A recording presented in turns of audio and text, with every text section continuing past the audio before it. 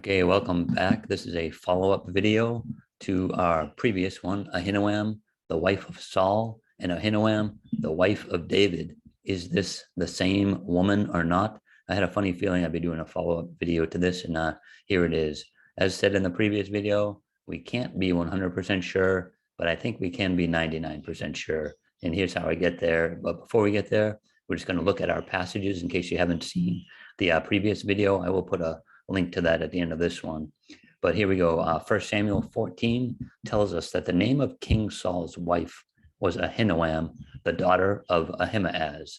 And then later in the same book, David takes a wife, and her name was Ahinoam of Jezreel. And so both of them, they're talking about Abigail and Ahinoam, were his wives. So there's our big question. Is this the same woman?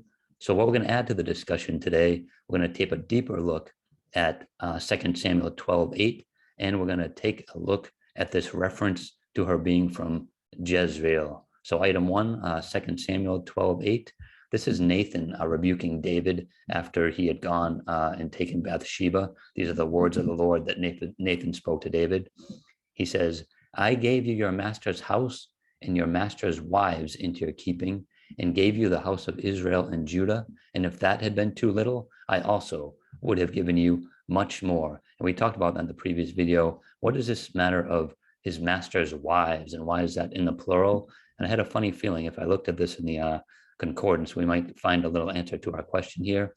So in the Strong's Concordance, wives can also be translated woman or female. So to apply this to our situation here with Ahinoam, and also with Michal, Saul's daughter, Nathan says, the voice of God speaking here, I gave you your master's house and your master's women, or your master's females. Again, that would speak of Michal, Saul's daughter, and Ahinoam, Saul's wife. So that fits perfectly there. I had a funny feeling that was going to work like that.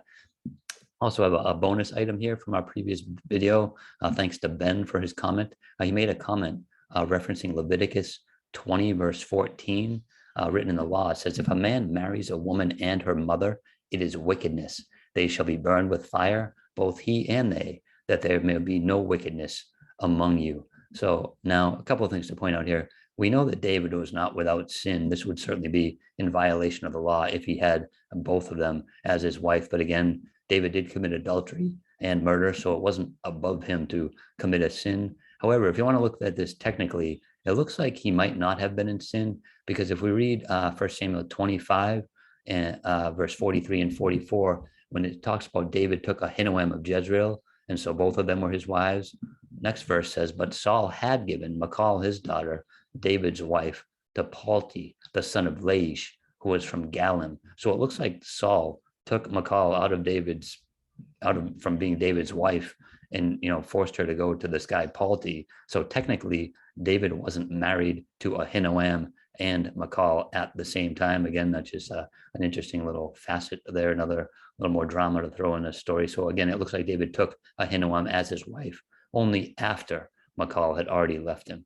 Now, just another possibility, again, a little more rabbit trail. Perhaps this was kind of like the last straw for Ahinoam, and she left Saul and defected to David at this point, only because, as we talked about in the last video, Saul was out of his mind. She could have feared for her life because David, Saul wanted to kill David, Saul wanted to kill Jonathan, and now here we got Saul, forcing his daughter to be removed from David's presence.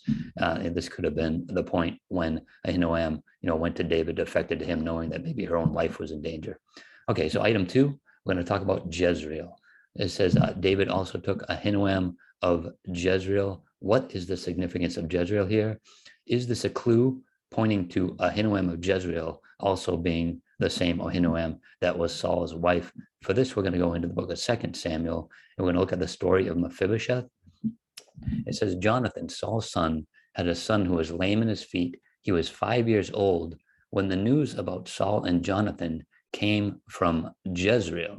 And his nurse took him up and fled. And it happened, as she made haste to flee, that he fell and became lame. His name was Mephibosheth. So this is all in the context of after Saul and Jonathan were slain on Mount Gilboa. It says the news about Saul and Jonathan came from Jezreel. why would that news come from Jezreel? That's just a strange thing to put in there. This is just randomly mentioned here in this verse. So I think one way to look at this, Ahinoam, that would have been Mephibosheth's grandmother, was from Jezreel. If we have Ahinoam, the Jezreelitess, I think that makes perfect sense. I don't know why else you would put this reference to Jezreel here. That's where the news came from. Additional note on Jezreel, in the Bible, there's all the setting where things happen is always significant. You look at Egypt, it's always a bad place. The wilderness is a bad place of tempting. Jezreel isn't a place that's a good place. This was where the palace of King Ahab, and maybe more importantly, where the palace of Jezebel was, King Ahab and Jezebel. This is a bad place. The Bible has nothing good to say about Jezreel or Ahab or Jezebel. And I might be taking this too far here, but just a possibility. Was Ahinoam a Jezebel? And what do I mean by that? Now, we talked about earlier how she could have possibly left Saul just purely out of good motives, looking, for someone to take care of her, so that in case Saul had just gone completely insane and wanted to kill her as well. But also, if the Bible is pointing us to a Jezebel type of spirit in Ahinoam, if you think about it, she could have also had a little bit of different motive in her life, thinking, here's Saul, he's the king, he's gone mad, I'm the king's wife, I like being the king's wife, I see David's going to be the next king, he's young, ruddy, and good looking, and maybe I wouldn't mind being with him. Could she have possibly a little bit of seduction going on there? I'm going to put that in the realm of possibility. Or it could be, it doesn't have to be 100% seduction. It's just, we all live in our flesh, and sometimes, maybe that was part of her motive for going to David as well.